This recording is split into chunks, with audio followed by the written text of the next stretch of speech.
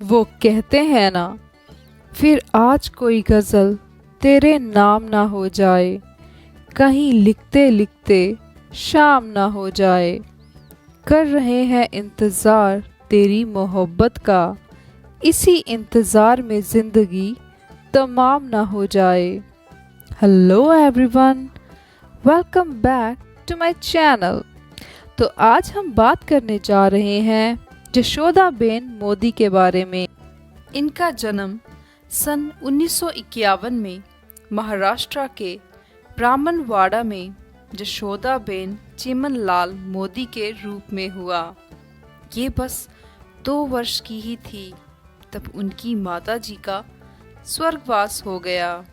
इनके 2 भाई हैं। बचपन से ही नरेंद्र मोदी और जशोदाबेन मोदी के परिवारों ने मिलके इनकी शादी तय कर दी। सन 1963 में इनकी शादी करा दी गई और 1968 में जब नरेंद्र मोदी 18 वर्ष के थे और जशोदाबेन 17 वर्ष की थी तब इनका गोना करा दिया गया। शादी के कारण उन्हें अपनी पढ़ाई छोड़नी पड़ी, लेकिन वह केवल 3 महीने तक ही साथ रहे। मोदी जशोदाबेन से अलग हो संन्यास के लिए हिमालय चले गए। मोदी जी ने कहा कि मैं देश भर में यात्रा करूंगा, जहां चाहूंगा वहां जाऊंगा।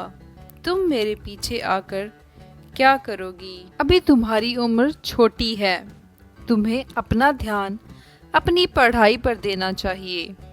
एक इंटरव्यू के दौरान जशोदाबेन ने बताया कि मोदी हमेशा चाहते थे कि वह अपनी पढ़ाई कंप्लीट करे। मोदी जी के जाने के बाद वह अपने मायके आ गई और सन 1972 में अपनी पढ़ाई कंप्लीट की। पिता की मृत्यु और 2 साल अलग रहने के बाद जशोदाबेन मोदी जी के घर आ गई। मोदी जी अपना संन्यास पूरा कर 3 साल बाद जब घर वापस लौटे तो उन्होंने जशोदाबेन को पीछे छोड़ अहमदाबाद में अपने अंकल के पास जाने का डिसाइड कर लिया। सन 1976 में जशोदाबेन ने अपनी टीचर ट्रेनिंग कंप्लीट की और 1978 से 1990 तक गुजरात के बनासकांठा डिस्ट्रिक्ट में एज अ टीचर काम किया। 1991 में उनकी रजोसना विलेज में ट्रांसफ़र हुई और यहीं से वह रिटायर हुई। रिटायरमेंट के बाद अब वह अपने भैया और भाभी जी के साथ गुजरात के ऊंझा में रहती हैं। मीडिया की नज़र उन पर तब पड़ी जब 2014 बड़ोदरा क्षेत्र के लोकसभा इलेक्शन के लिए मोदी जी ने एफिडेविट में जशोदाबेन को अपनी पत्नी के रूप में स्वीकार किया। एक इंटरव्यू के दौरान उन्होंने कहा कि मोदी जी के साथ उनका कोई कांटेक्ट नहीं था, पर वह हमेशा उनकी प्रगति की दुआएं मांगती हैं। 2014 के लोकसभा इलेक्शन के दौरान उन्होंने ये प्रतिज्ञा ली कि जब तक मोदी जी प्राइम मिनिस्टर नहीं बन जाते वह चावल और उससे बना कुछ भी ग्रहण नहीं करेंगी। वह पॉलिटिक्स में ज़्यादा इंटरेस्ट नहीं लेती और मोदी जी के प्रधानमंत्री बनने के बाद भी वह इस सब से दूर ही रही। मोदी जी के लोकसभा इलेक्शन जीतने के बाद उन्होंने कहा कि क्योंकि ये अनिवार्य था इसीलिए उन्होंने मुझे एज अ वाइफ एडमिट किया है। मुझे अच्छा लगा कि इतने सालों बाद उन्होंने मुझे याद रखा। उन्होंने सार्वजनिक रूप से कभी भी ये नहीं कहा कि वह अविवाहित हैं। मैं उनकी पत्नी हूँ और हमेशा उनकी पत्नी ही रहूँगी। मुझे गर्व है कि वह मेरे पति हैं।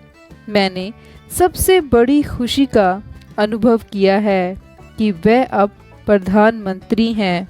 जब समय आएगा तब मैं चाहूँगी कि मैं उनके पास जाऊं और उनसे मिलूं। उनके ये शब्द सुन के हम उनके प्यार और उनके समर्पण को सल्यूट करते हैं। उनके गांव के लोगों का कहना है कि वह मोदी जी के खिलाफ कुछ बुरा नहीं कहती और जब कोई दूसरा कहे तो वह बर्दाश्त नहीं करती। वह कहती है कि छोड़ने का फैसला मेरा अपना था और हमारे बीच कोई विवाद नहीं हुआ। उन्होंने कभी मेरे साथ आरएसएस या पॉलिटिकल इंटरेस्ट की बात नहीं की। कई बार जब मैं ससुराल जाती तो वो घर पर नहीं होते और फिर मैंने ससुराल जाना ही बंद कर दिया। उन्होंने कहा कि प्रधानमंत्री शपथ ग्रहण समारोह में उन्हें आमंत्रित नहीं किया गया था। अगर उन्हें आमंत्रित किया जाता तो वह अवश्य जाती।